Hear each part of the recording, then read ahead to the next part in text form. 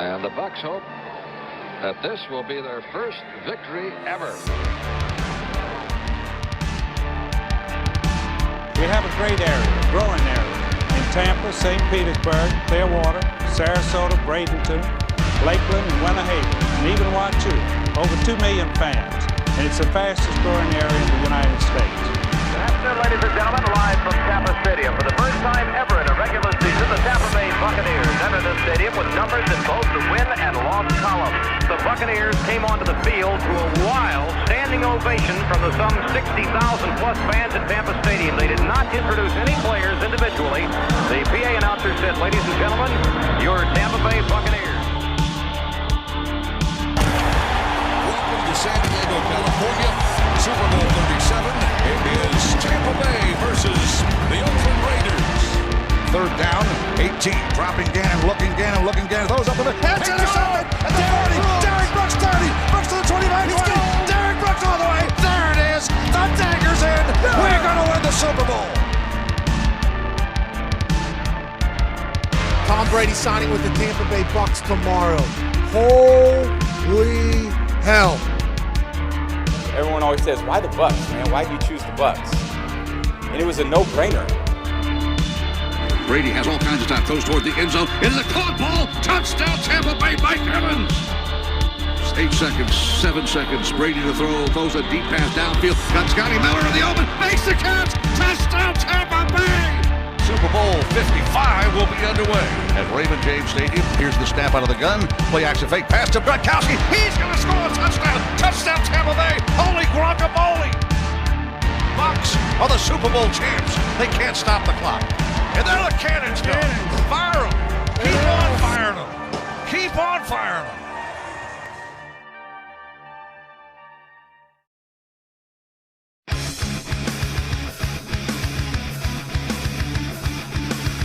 Tampa Bay Buccaneers from the 48-yard line. Second down, 13. Brady lobbed one downfield. Caught ball by Gronkowski inside the 20 to the 15-10. Gronkowski to the 5 to the 4-yard line. Holy guacamole. Here's the snap. Pressure coming from the outside. Brady throws a pass. Caught ball first out of the 50. Outside the numbers 40. To the 30-yard line. To the 25. It's Perriman. Rashad Perriman. Touchdown Tampa Bay. Bucs win in overtime. This is the Big Nasty. Yeah, Big Nasty. Hall of Fame Tampa Bay Buccaneer fan, baby. This is Mike Allstott, Tampa Bay Buccaneers, and you're listening to the Cannon Fire Podcast. Cannon Fire Podcast, brother. You ain't listening, and you're missing out. Woo! And there the cannons go. Fire them. Keep on firing them. Keep on firing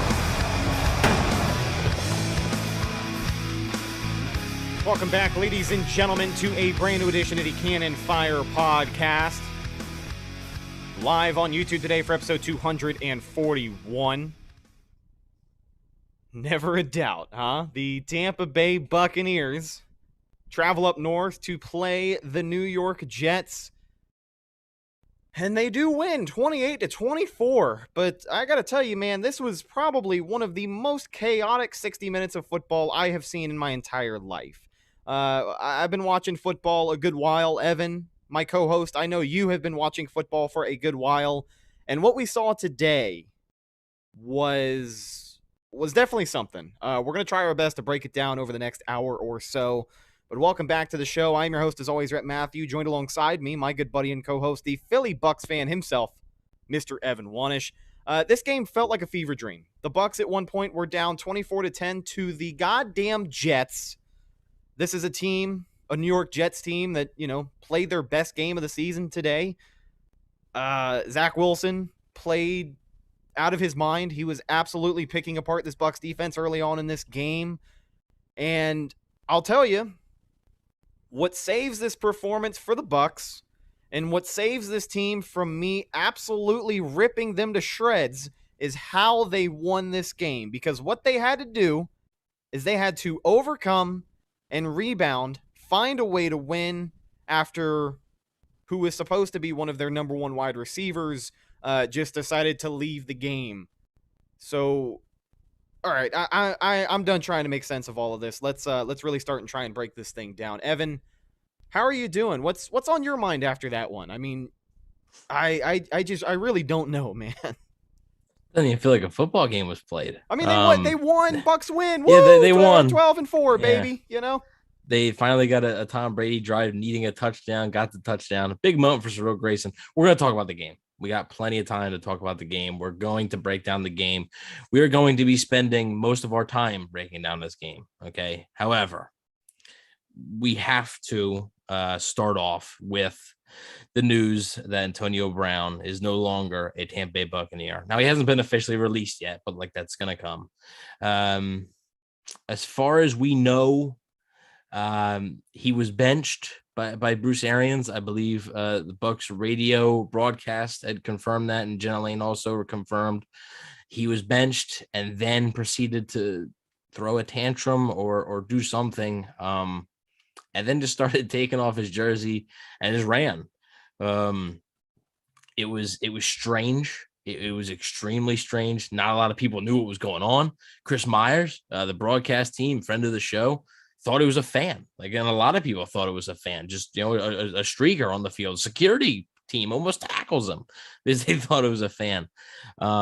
Really a strange occurrence. We won't get the real story. We do not know why he was benched. You'll probably never get the real story until, and maybe in a few years or a few months, you'll get the story, but we won't really know. But all we do know is that Antonio Brown walked out on the Tampa Bay Buccaneers, and he is no longer a Tampa Bay Buccaneer. So those are the two things you need to know. And he won't be on the team moving forward. And weird, man. Very weird. He's a fantastic player, right? He's probably a top 10 wide receiver of all time when you're talking about pure talent. But the dude has some serious issues. And we knew that when they signed him last fall. We knew that. He was fine, right? And kudos to him for being that model citizen that Bruce Arians dubbed him as last season. But then this year with the whole vaccination thing, we stood by him. The Bucs stood by him. But unfortunately, this is the last straw. And you can't just walk out on your teammates like that. There's 52 other guys and an entire coaching staff that are counting on you. And he wasn't big enough, I guess, to step up when they needed him.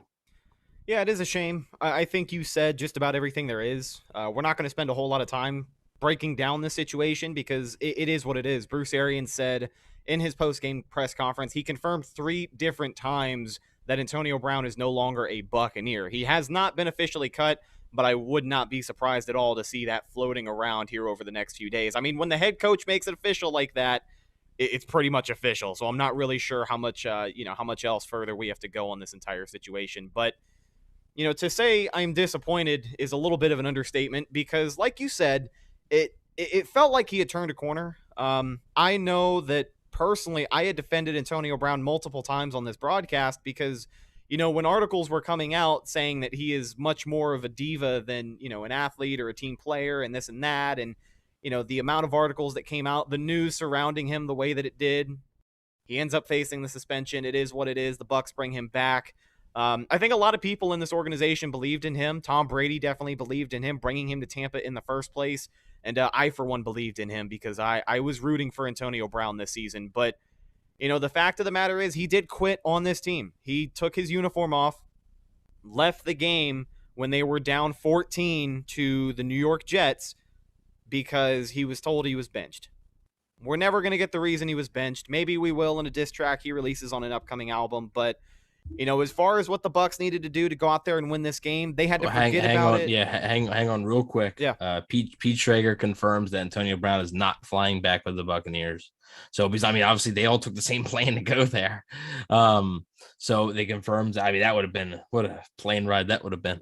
I would have loved to have been a fly on the wall there. But it's the right move by the Bucs to not, hey, good riddance, man. Pat McAfee just tweeted out, sources have told me that AB actually pulled himself out of the game, went to the bench and said he wasn't going back in. Then some conversations happened and all hell breaks loose. Okay, well, we'll have to wait and see. That's Pat's source. There's a source that the Buccaneers bench him. We'll never know, right? We'll never know. And like I said, what you need to know is that Antonio Brown won't be on the team. That is what it is. And 2 things you need to know: Antonio Brown won't be on the team, and the Buccaneers won a football game. So they did win a football game. The Bucs are 12-4. They have tied their franchise best regular season record. They did it over 16 games.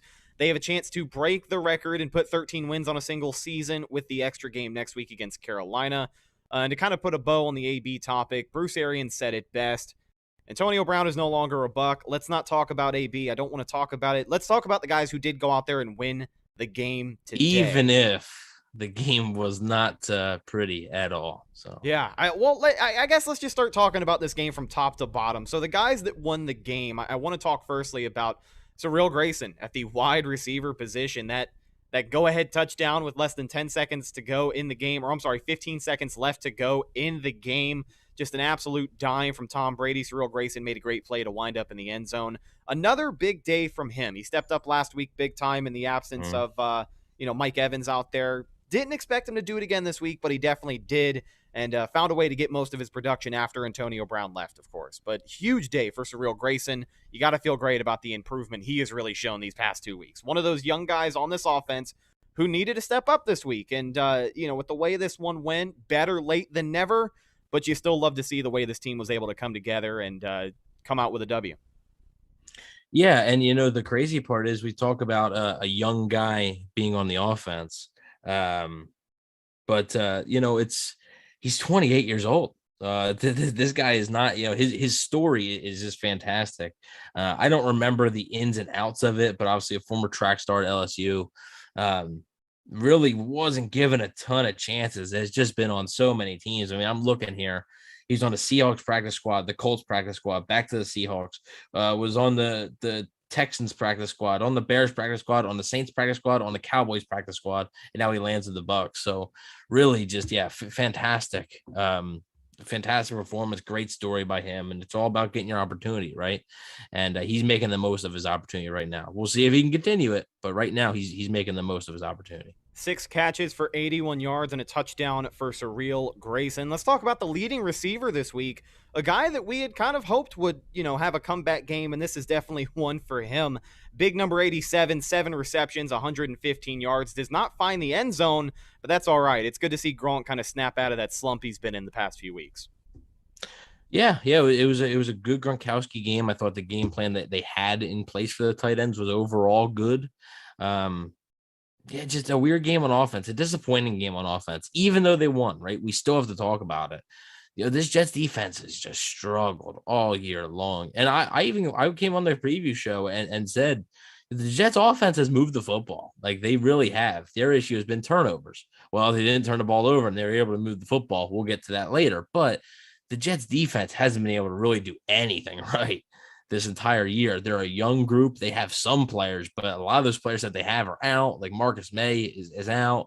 Quinn Williams, I believe, is out. And so like a lot of those guys just aren't there, and they really struggled. I mean, for most of this game, they really struggled, and I don't know why. I can't really pinpoint it, but it was good to see Gronkowski get back on the board, and not with a touchdown, but get back on the board with a good performance after he's had some of his worst games as a Buck, really. Let's talk about the quarterback before we get into some more receivers for this offense. TB12, judging by the box score, you wouldn't really think that they were struggling the way that they were on offense throughout this one. I think it's because of the couple of really big passes on that final drive of the game, but 34 for 50 for TB12, 410 yards, 3 touchdowns, and of course the costly interception that he threw as well.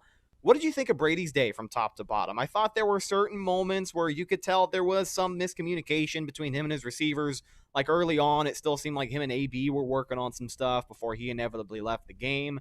And just some other guys, it seemed like there were maybe some miscommunications. Like Mike Evans, there's another one I'm thinking of where Brady absolutely launched it. I think it was honestly the interception. I don't think Evans was really expecting the ball to come his way, but I'd probably have to watch it again. I mean, there were some miscommunication, but overall, what did you think of Brady's day throwing the ball? Yeah, I thought he was okay. I thought it was a solid game. There were a few throws I think he could have had.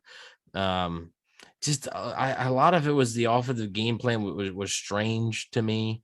They were running the ball, but they weren't really. They were running the ball at weird times.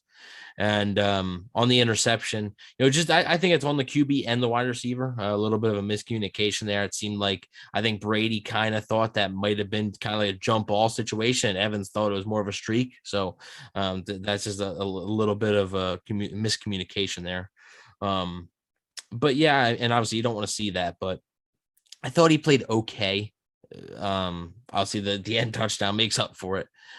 But yeah, it's really, it was a good game, not a great game. Don't know if it's going to win you the MVP, but I mean, a play like that to win the game with a touchdown will definitely help. But yeah, I thought he played good, not great. I thought the offense started off okay, like, as a whole. We'll talk about it, but he hit a lull and then he started to pick it back up. So I thought it was an okay, solid game from Brady. Nothing. The stats will tell you that he was better than he actually was, I think. Yeah, and as far as, some of the other guys on this offense goes, I wanted to highlight some other receivers today. Tyler Johnson, 4 catches for 50 yards, no touchdowns for him. I kind of thought he could have been better at times. There was definitely that one where he could have caught the ball right at the 1-yard line and maybe converted and gotten the first down. Would have been 1st and goal Tampa Bay, and he drops it. And if I remember correctly, the Buccaneers did not take the field goal. They came out and punted. You know which drive I'm talking about, right?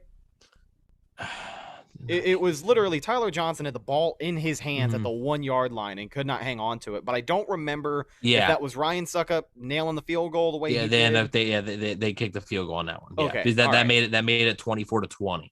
Gotcha. Yeah. Okay. Yeah. So I mean, obviously a touchdown there makes it 24-20. You take the 3 points. Ryan Suckup, by the way, made all his kicks today. You love to see that. Something we talked about on the game preview show, but I think Tyler Johnson could have been a little bit better. This was an opportunity for him to step it up, and 4 catches for 50 yards is definitely serviceable, but there were just a couple of times where he really needed to tighten up. But so did this entire team at times, and what's important is that they did win.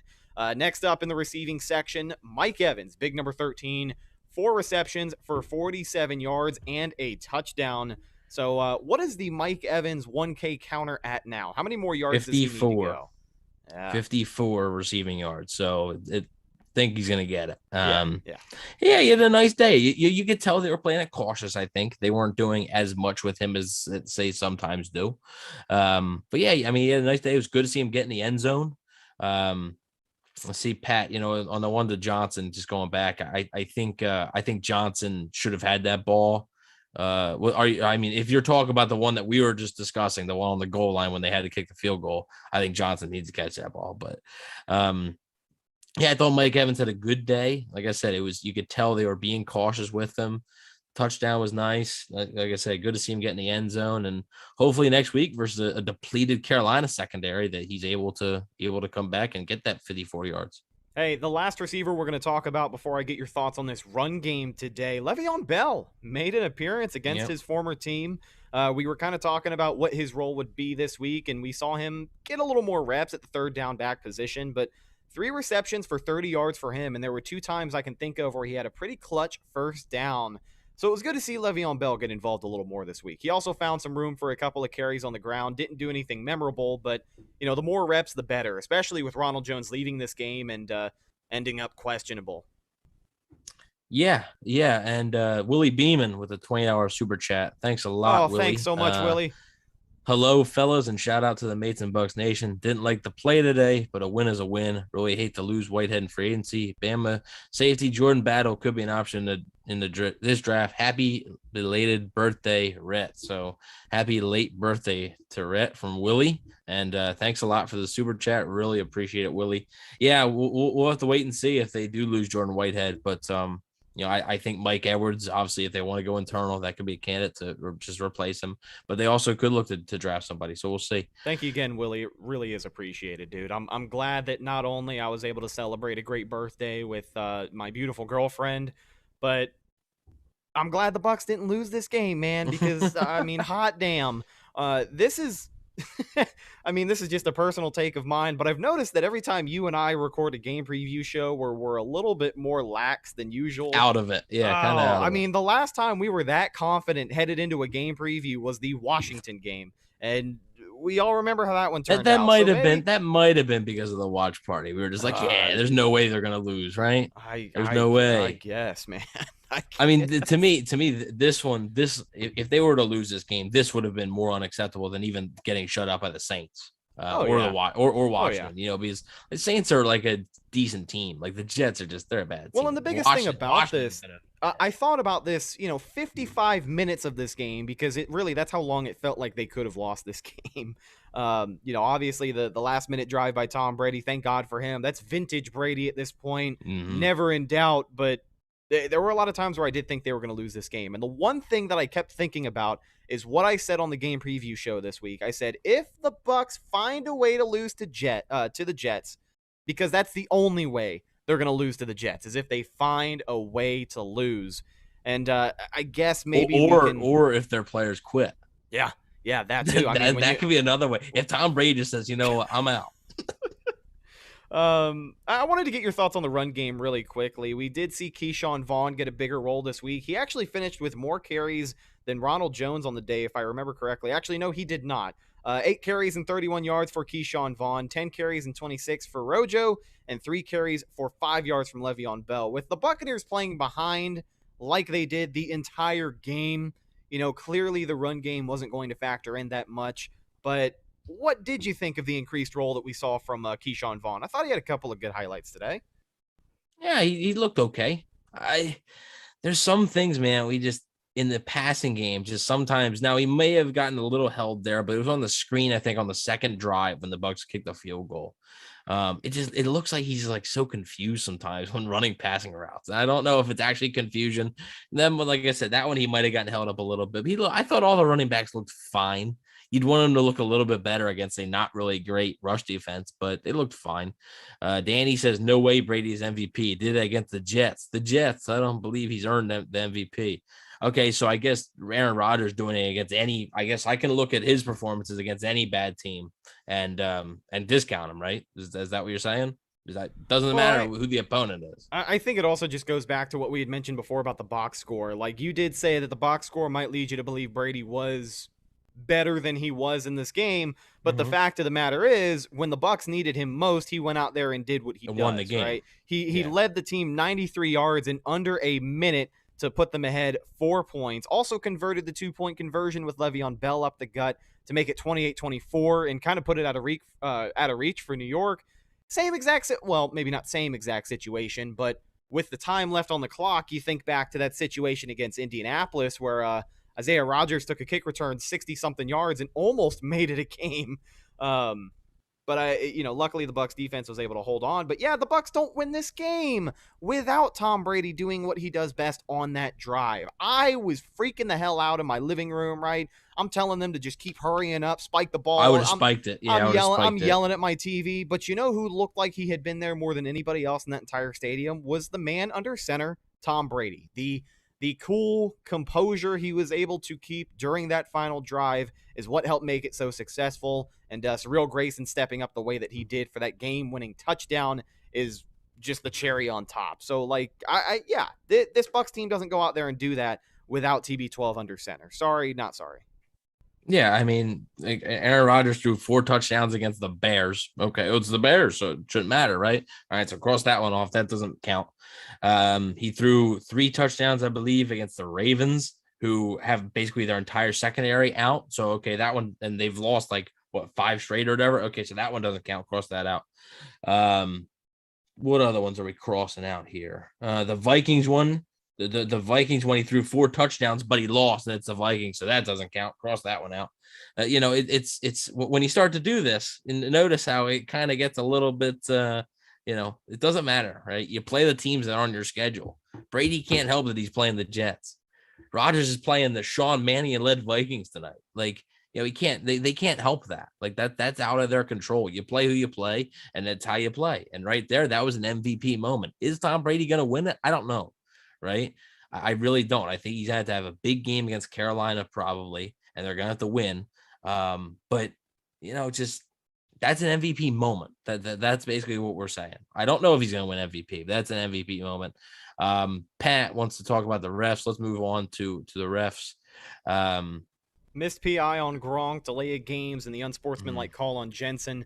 I'll tell you, the one that pissed me off the most was the unsportsmanlike call on Jensen, because it occurred on the same play where there's a pretty clear no call for defensive pass interference on Rob Gronkowski, who just got absolutely tackled in the middle of running his route. And then they go ahead and call unsportsmanlike conduct or unnecessary roughness, whatever it was, on Ryan Jensen. They show the replay, and it's two Jets defensive linemen just walking up to Jensen, talking to him. Like he literally stood there and did nothing. That's the thing, though, is like they got to change that rule. I just don't understand. It definitely felt like the refs were controlling how this one went for a while. The refs can hear what is said. So I guess something was said that they didn't feel like was appropriate. Like, okay, I understand that, but like, it's not middle school. Like, we're not trying to run an after school program here. It's not like it's not like you're in gym class and you're arguing with a dude. Like these are grown men. Like as long as you're not physically like engaging with somebody, I think they should be allowed to talk trash all they want. Well, and truthfully, with the reputation Ryan Jensen has, a couple of wordy dirds tossed at your player seems like the least amount of damage he could do after a play, right? Mm-hmm. Yeah. Yeah. I mean, I don't know. I want to own Danny really fast. Okay, so against every team, every playoff team that they've played. By the way, folks, for our audio listeners, if you are not engaging on the live chat, Danny dropped a take in the chat that says, "Tell me a perfect game that Brady has played against a top team. I'm pretty sure Tom Brady has an interception in every single playoff team they have played this season. That is not an MVP performance to me, in my opinion." Okay. And here we go. Brady, buckle up for Evan's rebuttal. Okay, Brady hater. Against the Rams, didn't throw one. Against the who was it? Against the Patriots, didn't throw one. Now he didn't throw a touchdown that game. Had to be fair. In the Saints game, I mean not the Saints, the Cowboys game, the first week. I mean, come on, dude. Are you seriously gonna pin those on Tom Brady? Like, stop looking at the scoreboard and actually watch the football games, okay? Before you come in here and start saying some stuff. So, I mean, it's clearly those two, one was a Hail Mary and the other one is right near Leonard Fournette's hands. That just goes into, like, come on, man. Give me a break. Okay. Danny, we're glad you're here, man. I just want to reiterate. Versus the Bills, Tom Brady, no interceptions. Like, you're wrong. Like, you're wrong. All right. Well, enough about Tom Brady and the way he's played this season. The case is still open for MVP. He is still the front runner. And I think his final performance of the regular season against Carolina is going to have a lot to say on how that voting goes for him. But let's talk about the other side of the football for Tampa Bay today. The defense that gave up 24 points to the New York Jets. I guess we'll talk about the start of the game for the defense, because this is where they were caught sleeping. It felt like that first drive, the Jets took the ball, marched right down the field, and they scored. And they scored primarily by running the ball. Discipline was just bad early. 2 penalties for the Bucs on that first drive. Bad discipline, right? The opening play of the game, and Ndamukong Suh jumps off sides. It's a free play. Later on in the red zone, Joe Tryon-Shoyinka jumps off sides. It's a free play, sets him up with a first down and goal. Like, we handed that to them, right? And it just felt like there were times where, even though the defense was able to hold them a few times, it just never felt like they were able to do enough. It took them a little over an entire half to get some pressure on the quarterback, it felt like. And by then, you're already down 14 points. It wasn't the performance it should have been. I know we did credit the New York Jets offense a little bit beforehand, but, I also expected Zach Wilson to go out there today and make some mistakes. I thought without Shaq Barrett and JPP, Joe Tryon-Shoyinka and Anthony Nelson would be able to get the job done on the edge, and that was not the case today, because the pressure wasn't there, and Zach Wilson probably threw the ball, the best he's thrown the ball in his entire NFL career. Yeah, real quick. Danny, appreciate you listening. You say Aaron Rodgers has been better. Agree, disagree. I'm not saying Rodgers hasn't been better. I'm just saying that I still think Brady has had an MVP caliber season. 2 guys can have MVP caliber seasons, and only one can win. Like, it's true. I'm not saying Rodgers hasn't had an MVP caliber season. Anyways, back on the defense. A lot of it was the Jets. You got to give credit to the opponent sometimes, right? Like, you really do. I think. I thought their game plan was great.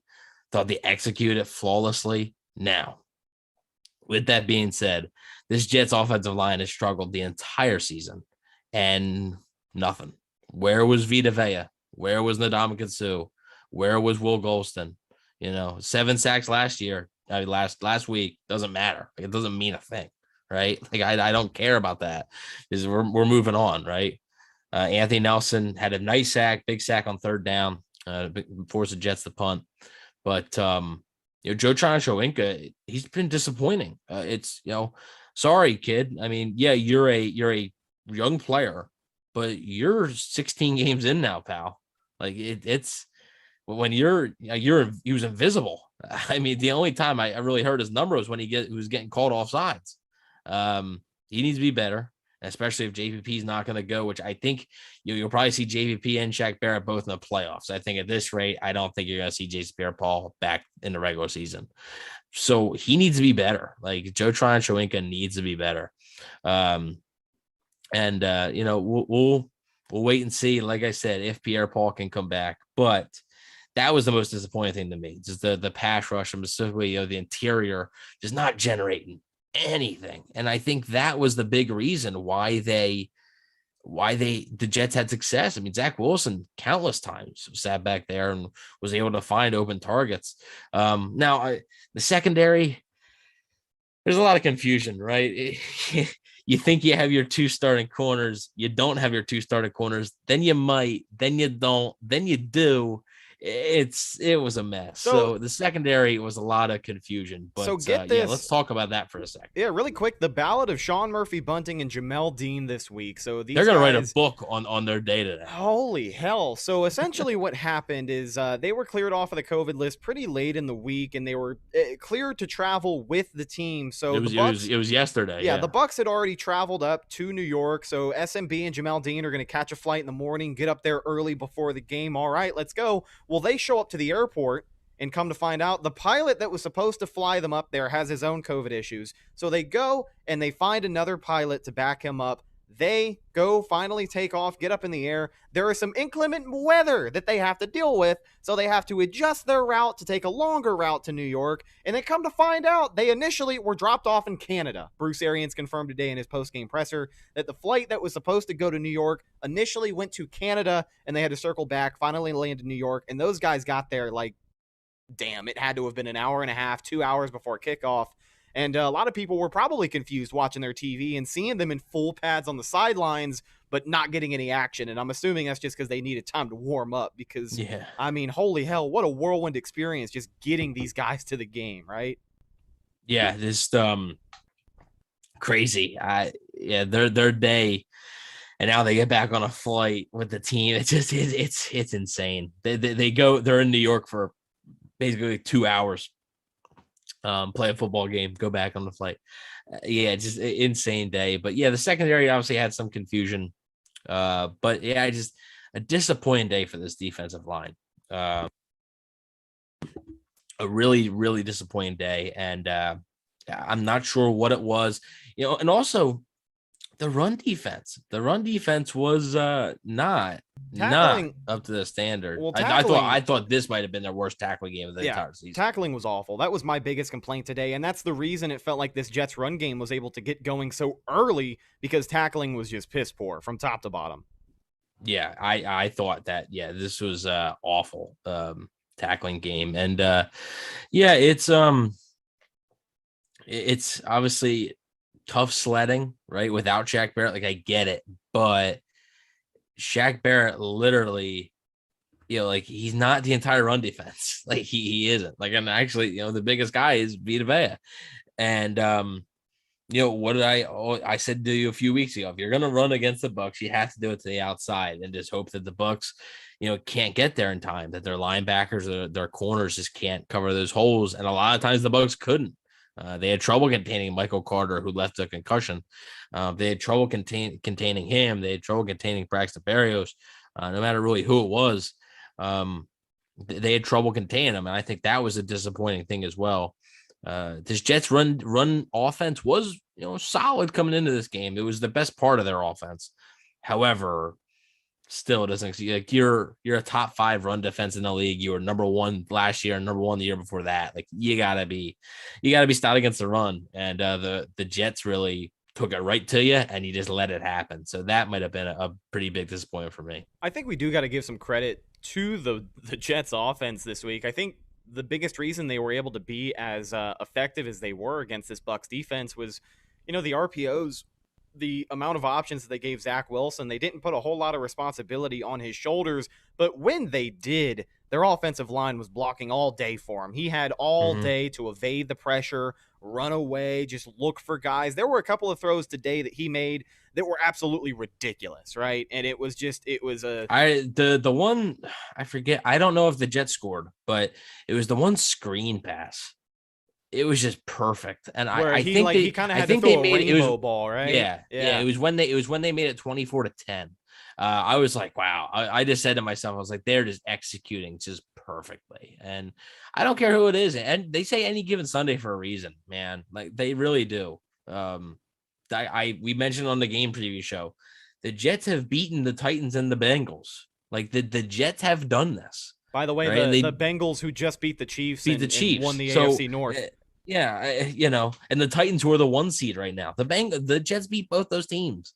Like, it's any given Sunday, and it's good to get the win, even though definitely shouldn't have been as close as it was. Emily says, "Say what you want, but the truth is we are not winning a playoff game if we continue to play the way we were playing. Why do players need chefs anyways? Apparently they're more expensive than expected." That's true. If somebody wants to send me a personal chef, I'll make sure they're paid, as long as it's like, in my budget. So, like, cook me McDonald's basically. But yeah, I mean, here's the thing. Evan's a chicken and potatoes guy, and by like literally chicken and potatoes, I mean meat you don't even got to grill the chicken and or the potatoes. You deep fry them. You might have to cook. Yeah, okay, deep fry, sure. Okay. Yeah. James with the $1.99. Let's go. $1.99 super chat. Like to try out a wide receiver for the Bucs, please. No, unfortunately, cannot. Thanks for the money, though. we appreciate it. Thank you, James, so much for donating to the Wendy's Fund. We truly appreciate your support, my friend. Glad to have you in here today. Yeah. Anyways, so Emily, the tough thing about the defense is, I think, since I want to discuss the defense, since we're on this, the defense is going to be better in the playoffs because, like, they're expected to have Shaq Barrett and Jason Pierre-Paul and Levante David. Like, they're expected to have those guys back, and those guys are important and critical to this defense. So I do think the defense is better today if they are completely healthy. Like, I do. Now, for the offense, you can't really use wait until they get at full strength thing. Chris Godwin's not walking through that door. He's not coming back. There is no Antonio Brown that's going to be signed. Larry Fitzgerald, everybody's saying, like, no, it's not going to happen. The only person that's going to be coming back is Leonard Fournette. Like, that's it. Like, and Fournette's a good player, but does he change this offense? No. Like, the way they're going to get to the Super Bowl is by playing complementary football, their defense getting healthier, and Levante David, Shaq Barrett, Jason Pierre-Paul, those 3 making a difference. Like, that's how they are going to win a Super Bowl. Now, I'm not saying they're going to, right? But, and also, Pat, you bring up a good point with Gio Bernard. Even though Le'Veon Bell's stepped in fine, Gio Bernard can actually come off IR this coming week. So we'll see if they're able to, what they're going to do. I'm not really sure. It's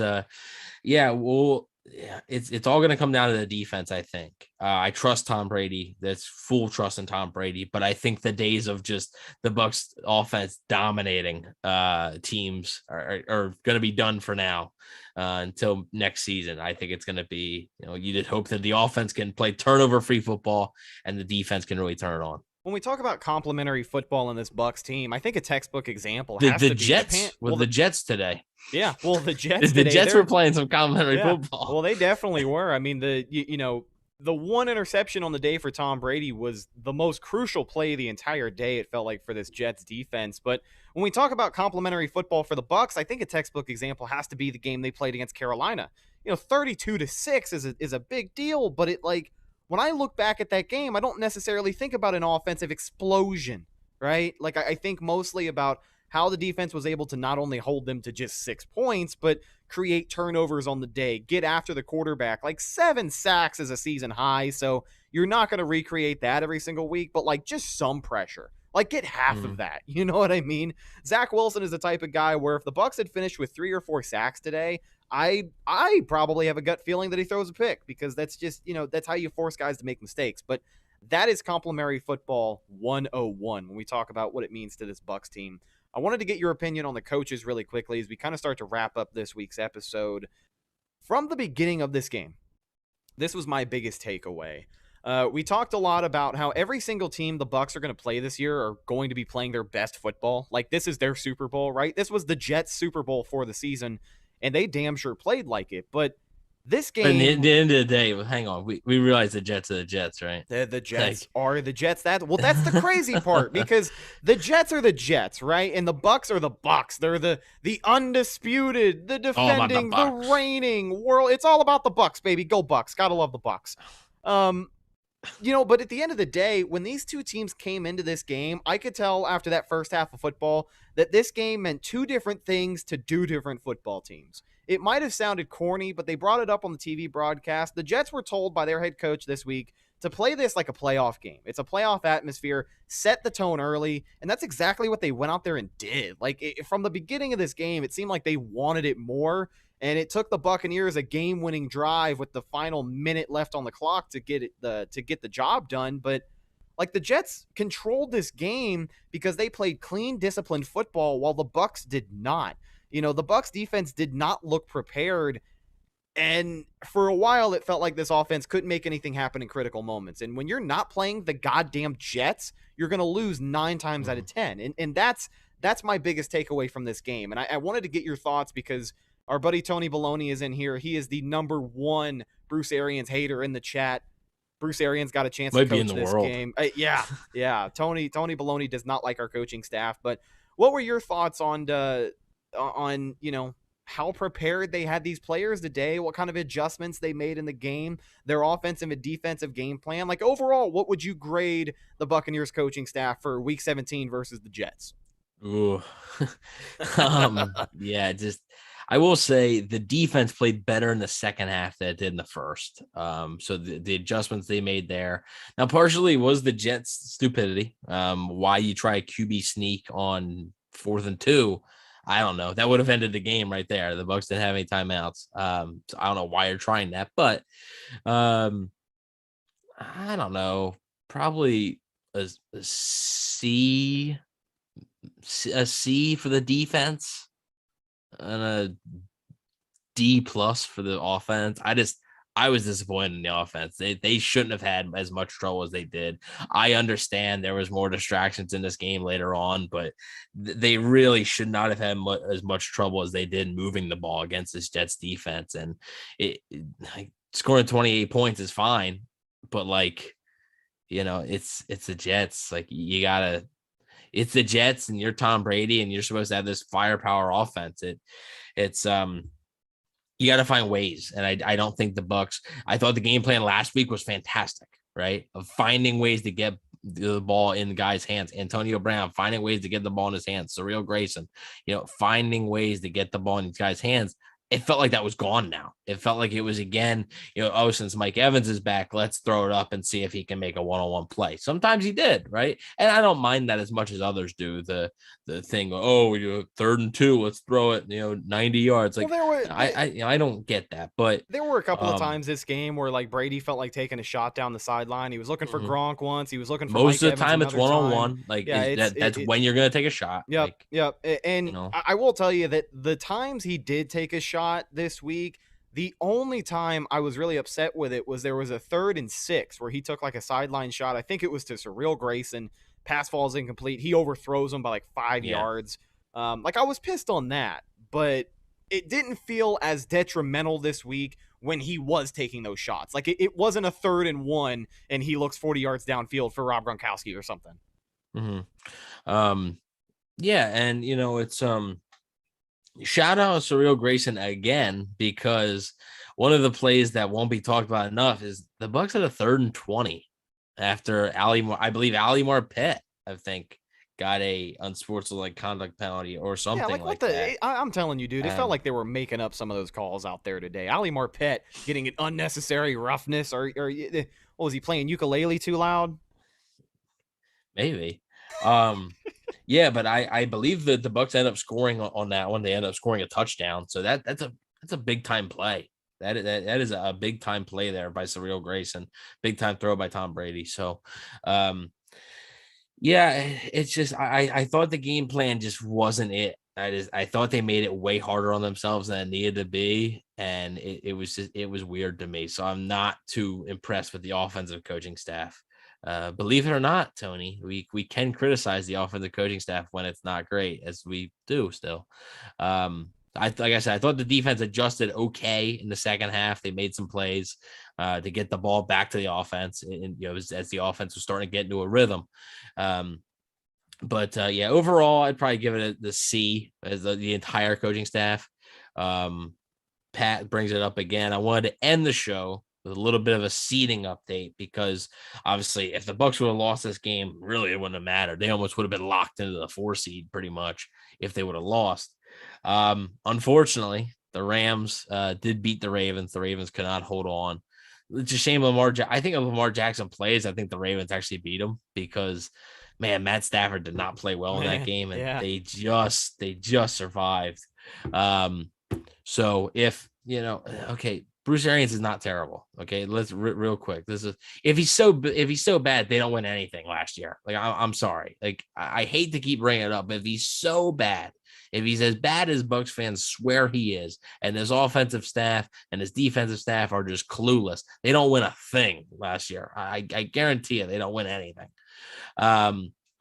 So as far as seeding, the Rams won. So unfortunately, the Bucs, another week where you can't get to the 2 seed, right? Right now, the Cardinals versus Cowboys is happening live. The Cardinals are up 3-0 with 9:01 left in the second quarter. The Cardinals are driving, though. They're in Dallas territory. So if the Cardinals were to win that game and Dallas were to lose, let's say the Bucs win next week, the Bucs would be the 3 seed instead of the 4 seed. So a potential chance for the Bucs to move up, but can't get to that 2 seed until LA loses. And right now, they just beat Baltimore, and they got San Francisco coming up next. So the Bucs, for now, will stay in the same spot as of this moment. It will stay in the same spot at the 4 spot, unless Dallas loses, which the Bucs could move up a little bit. But yeah, that's your seeding matchup. And then obviously Green Bay, they still have a chance at the 1 seed. Obviously the Bucs do, but Green Bay, all Green Bay has to do is win tonight, and that's wrapped up. So as we wrap things up, I got one more question for you. I just wanted to see if you had anything for the take bag after this game. A lot of major takeaways and a lot of major storylines you're going to be hearing throughout the rest of the week that really don't have a whole lot to do with the Buccaneers winning this game. But aside from that, do you have some major takeaways from this one to carry into the week ahead? Not really. Like I said, I thought Brady played okay.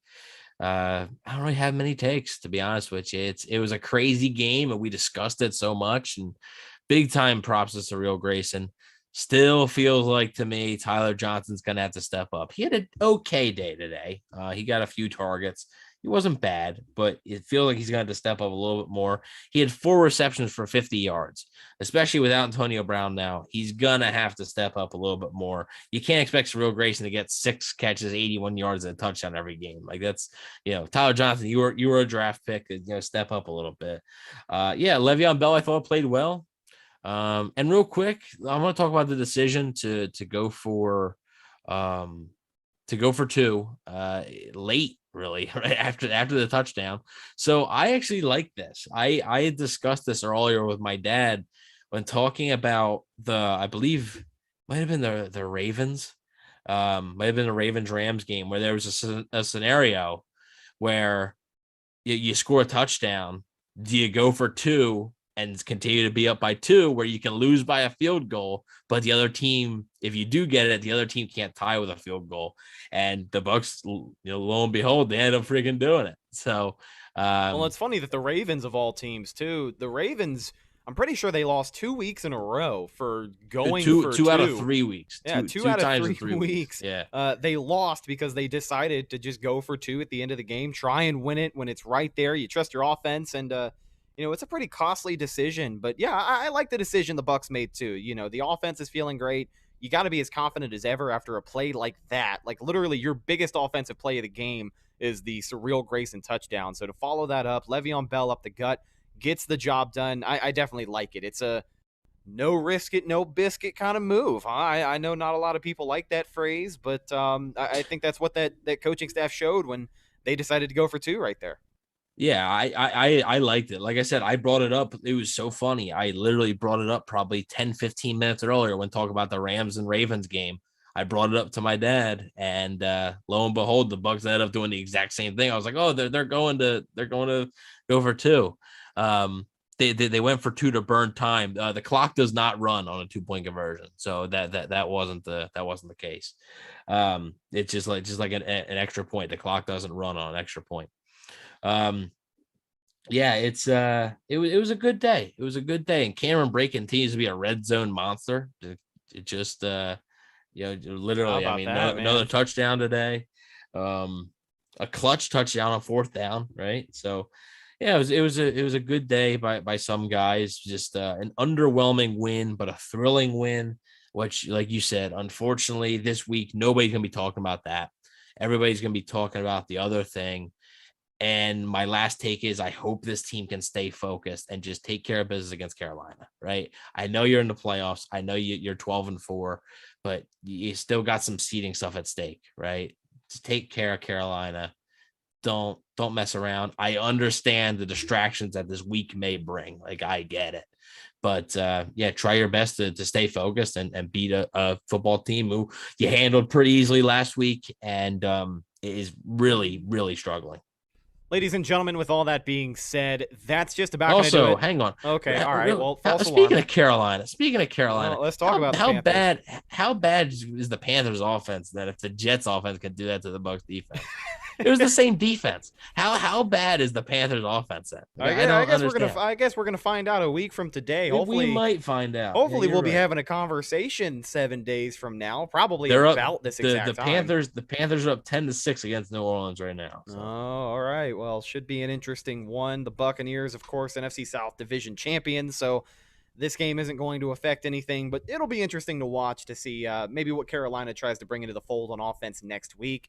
After, like you said, only putting up 6 points against this Bucs defense the last time these two teams played just a week ago. But ladies and gentlemen, with all of that being said, thank you so much for checking out this week's edition of the Cannon Fire podcast. Follow the show on social media, Facebook, Instagram, and Twitter. Best place to go for updates on the show and, of course, Buccaneer news as it happens. Speaking of Bucs news as it happens, you can follow my co-host Evan on Instagram at Bucs_daily, the #1 Buccaneers fan page on Instagram. Subscribe over here on YouTube if you have not already. It truly is the best way to experience the show. And daily uploads coming at you guys this week, so we should have a lot of great news coming up for you. So go check it out, youtube.com/Cannon Fire Podcast. Last but not least, you can find myself on Instagram and Twitter at Redicus. If you follow me, I will follow you back. RHETTAKUS. Instagram and Twitter once again. But that's it, man. Thank you guys once again for tuning in this week. We truly do appreciate every single person who chose to listen to this show. Our moderators, Willie Beam and Adam Davies holding it down. Edwin Hernandez, TC, Dante Holmes, Brian Shaw, Pat McGroin, Venice Beach Sports Network, B Master, and of course, we cannot forget our good friend Danny. Thank you guys so much for hanging out with us today. We'll talk to you later on this week with some more Buccaneers news, so stay tuned, and we'll talk to you then. I'm your host, Rhett Matthew, signing off for my co-host, Evan Wanish. We'll talk to you next time. Until then, and as always, go Bucs.